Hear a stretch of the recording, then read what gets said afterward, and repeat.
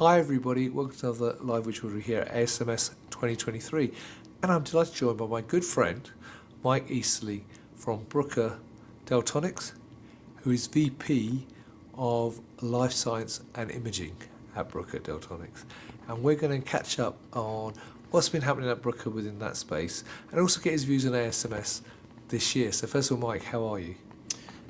Great to see you, Rizwan. Doing fantastic. So far, as always, a very busy and exciting conference for us.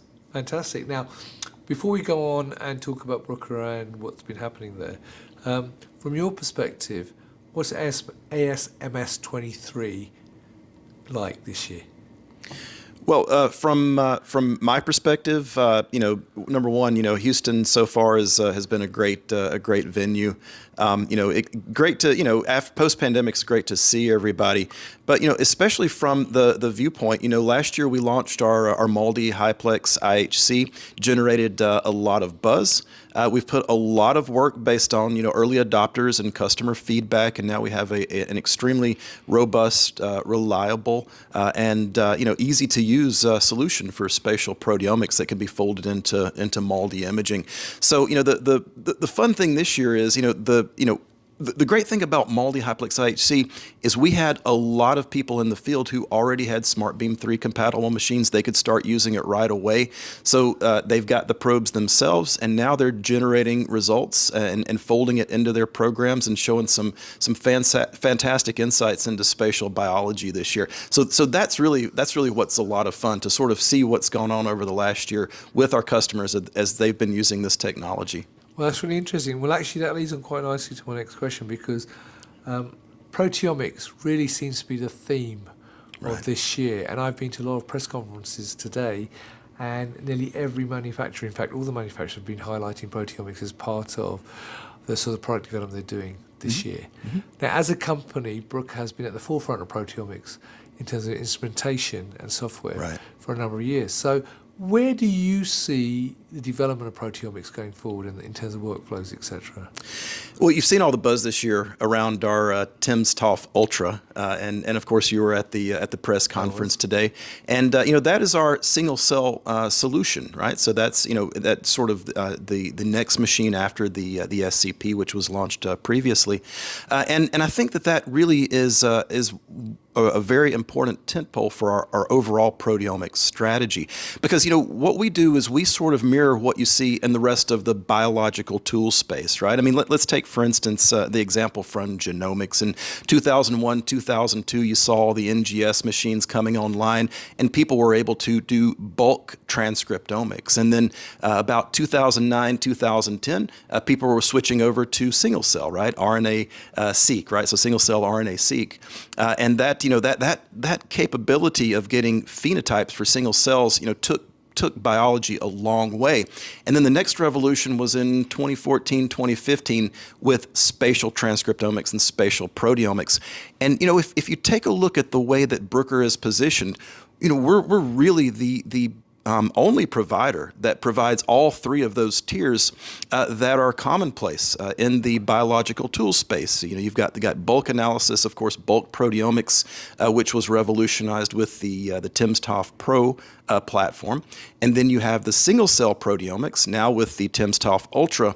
And then we also offer spatial proteomics, spatial multiomics as well with our timsTOF Flex and RapidFlex platforms. So really, to offer a solution that is sort of, that has the same framework as what the biological tool space is used to and what they demand is really unique to Bruker. What do you see the future there going forward? Yeah, Rizwan, I see, all three of those tent poles combining forces, right? So for instance, you do your bulk measurements to compare in proteomics or metabolomics to compare, multiple population, disease versus healthy cohorts. And then you go to your single cell analysis to really see what's going on with those individual cellular phenotypes. And then you combine that information with what's going on in spatial, with spatial analysis cells to get contextualization, right? Where is it happening? And how are these cells influencing one another to describe disease states or homeostasis? So I see the data from all of these converging, and some of our users are already doing that, right? So I really see that as the future. Again, us providing this solution top to bottom and our customers utilizing it in a way, and that of course spans discovery all the way to translational space, right? So that's really where I see things coming together. And one question I will ask you is that a common question that's come up nearly every press conference is the use of AI and machine learning. So again, at Bruker, where do you see that being incorporated into your solution?